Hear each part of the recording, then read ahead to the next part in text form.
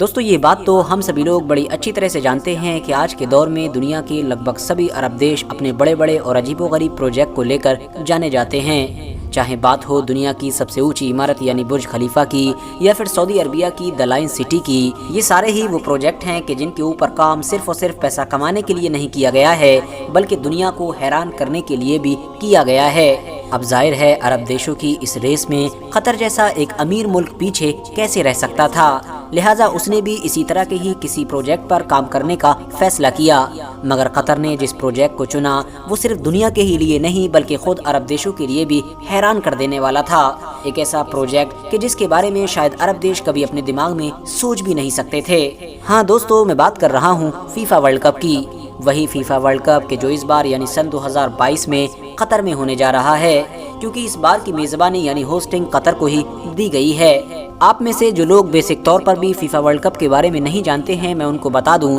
کہ دراصل جو فیفا ورلڈ کپ ہے وہ فٹ بال کا ورلڈ کپ ہے، یعنی جس طرح سے کرکٹ کا ورلڈ کپ ہوتا ہے بالکل اسی طرح سے جو فٹ بال کا ورلڈ کپ ہوتا ہے اس کو ہی فیفا ورلڈ کپ کہا جاتا ہے۔ مگر انٹرسٹنگ بات یہ ہے کہ فٹ بال کرکٹ کی طرح انڈیا، پاکستان، آسٹریلیا، انگلینڈ اور ان جیسے صرف گنے چنے دیشوں میں مشہور نہیں ہے، بلکہ فٹ بال تو ایک ایسا گیم ہے کہ جس کو دنیا کا سب سے مشہور گیم مانا جاتا ہے۔ یعنی آج کے دور میں پوری دنیا میں اگر سب سے زیادہ کھیل کوئی دیکھا جاتا ہے تو وہ صرف اور صرف فٹ بال ہے۔ اب آپ لوگ خود ہی اندازہ لگا سکتے ہیں کہ جب ہر 4 سال کے بعد یہ ورلڈ کپ ہوتا ہوگا تو لوگوں کی دیوانگی کا کیا عالم ہوتا ہوگا، اور خاص طور سے وہ دیش کہ جس میں 4 سال کے بعد یہ ورلڈ کپ کھیلا جاتا ہوگا، آخر اس کی ترقی کا عالم کیا ہوتا ہوگا۔ وہ نہ صرف بے شمار پیسہ بناتا ہوگا بلکہ اس دیش کا کلچر، اس دیش کا ٹورزم اور اس دیش کی اس طرح کی ہر چیز حد سے زیادہ پروموٹ ہوتی ہوگی، کیونکہ جو لاکھوں لوگ اس دیش کو فیفا ورلڈ کپ کی وجہ سے وزٹ کریں گے ان میں بہت سارے ایسے بھی ہوں گے کہ جو اس دیش کے کلچر اور اس دیش کی چیزوں کو بے حد پسند کرنے لگیں گے،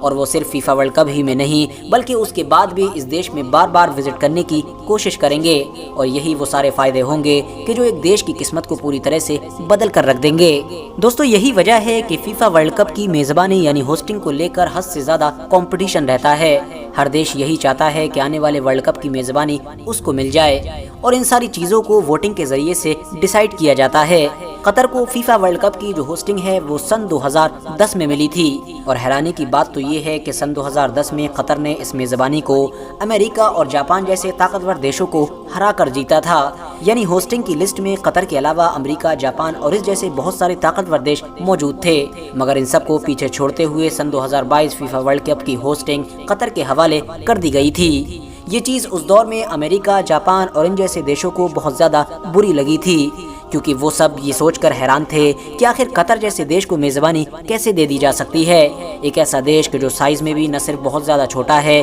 بلکہ فیفا ورلڈ کپ میں بھی اس کا اپنا کوئی ریکارڈ نہیں رہا ہے، کیونکہ نہ تو اس کی ٹیم زیادہ مشہور تھی اور نہ ہی اس طرح کی اس کی کوئی اور انوالومنٹ رہا کرتی تھی۔ شروع میں ہوسٹنگ ملنے کے بعد قطر کی قابلیت کے اوپر بھی ان سارے دیشوں کی طرف سے لگاتار سوال اٹھائے جا رہے تھے۔ سوال یہ تھا کہ آخر اتنا چھوٹا ہونے کے باوجود بھی اور اتنی کم آبادی ہونے کے باوجود بھی قطر دیش فیفا جیسے بڑے ورلڈ کپ کو کیسے مینج کرے گا؟ جب لاکھوں لوگ یہاں پر آئیں گے تو ان کو کہاں پر رکھے گا؟ ان کے ٹرانسپورٹ کا انتظام کیسے کرے گا؟ وہ لوگ کہاں رہیں گے؟ کیا گھومیں گے؟ کیا کھائیں گے؟ آخر اس بات کا کیا جواب ہے؟ کیونکہ دوستو یاد رہے کہ سن 2010 میں جب قطر کو فیفا کی ہوسٹنگ ملی تھی تو یہ وہ دور تھا کہ جب قطر کے پاس ٹھیک ٹھاک اسٹیڈیم بھی موجود نہیں تھے، تو ظاہر ہے یہ سوال اٹھنا تو بالکل جائز تھے۔ اس کے علاوہ وہاں کے موسم کو لے کر بھی سوال اٹھائے جا رہے تھے، کیونکہ ہم سبھی جانتے ہیں کہ قطر میں گرمی کتنی خطرناک لیول کی پڑا کرتی ہے۔ مگر دوستو قطر کو سب سے زور کا جھٹکا اس وقت لگا کہ جب قطر کے اوپر یہ آروپ لگے کہ قطر نے فیفا ورلڈ کپ کی ہوسٹنگ کو جیتا نہیں ہے بلکہ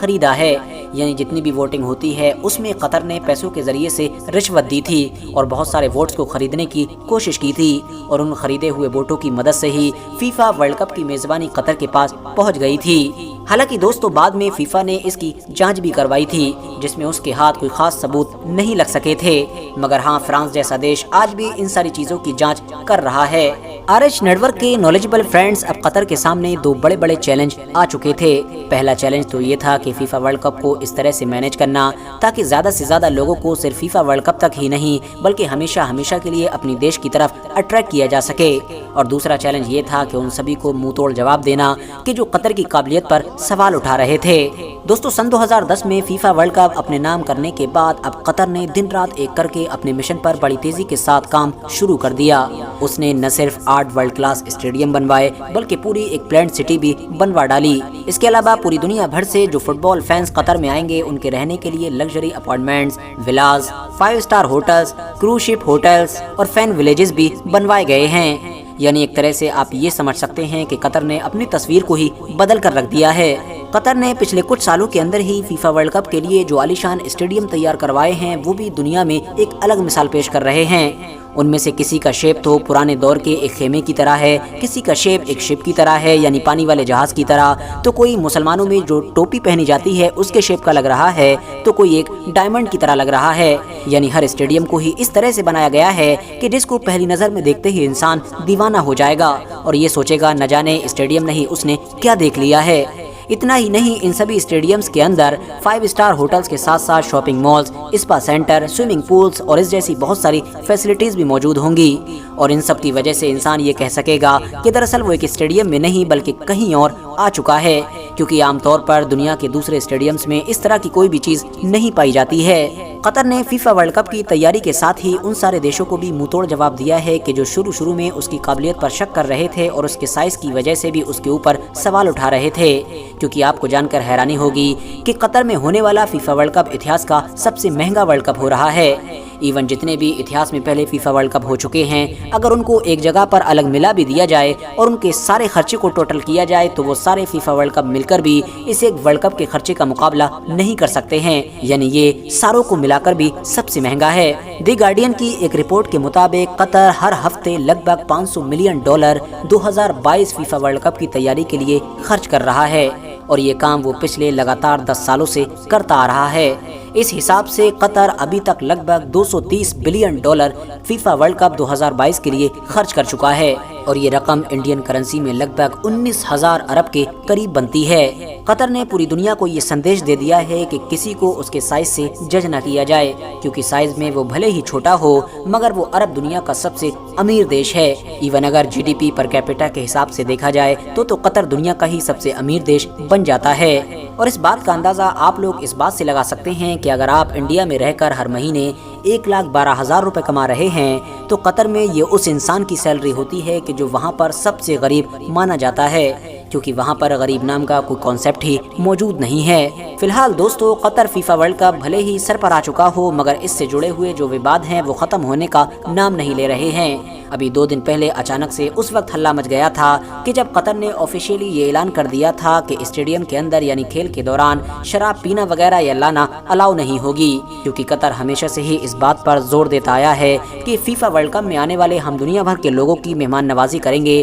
ان کا ویلکم کریں گے، چاہے وہ کسی بھی دھرم سے ہوں، کسی بھی نسل سے ہوں، کسی بھی دیش سے ہوں، مگر ان کو بدلے میں ہمارے کلچر کا سمان کرنا ہوگا، یعنی ان ساری چیزوں کو فالو کرنا ہوگا کہ جو قطر کے لوگ آلریڈی فالو کرتے ہیں، کیونکہ قطر ایک ایسا دیش ہے کہ جس کا مسلم کلچر ہے اور مسلم رولز کے حساب سے ہی اس کو چلایا جاتا ہے۔ یہی وجہ ہے کہ قطر کی طرف سے شراب کو بین کر دیا گیا ہے۔ اس کے علاوہ کھیل کے دوران LGBTQ کو پروموٹ کرنے کے اوپر تو قطر کی طرف سے پہلے ہی پابندی لگا دی گئی ہے۔ اگر آپ لوگ نہیں جانتے ہیں کہ آخر یہ کیا چیز ہے تو ڈسکرپشن میں دیے گئے لنک کے ذریعے سے جان سکتے ہیں، کیونکہ آلریڈی میں اس کے اوپر ایک ویڈیو بنا چکا ہوں۔ اس کے علاوہ قطر گورنمنٹ کی طرف سے پورے دیش میں جگہ جگہ پر ایسے بہت سارے پوسٹرز بھی لگائے گئے ہیں کہ جس کے اوپر آخری پیغمبر یعنی حضرت محمد صلی اللہ تعالی علیہ وسلم کی حدیثیں لکھی ہوئی ہیں۔ فی الحال دوستو، آج کی اپنی ویڈیو کو ہم یہیں پر ختم کرتے ہیں۔ ویڈیو پسند آنے پر نہ صرف ویڈیو کو لائک کریں بلکہ اپنے فرینڈز کے ساتھ بھی ضرور شیئر کریں، اور اسی طرح کی نالجبل اور ہسٹوریکل ویڈیوز ہمیشہ دیکھنے کے لیے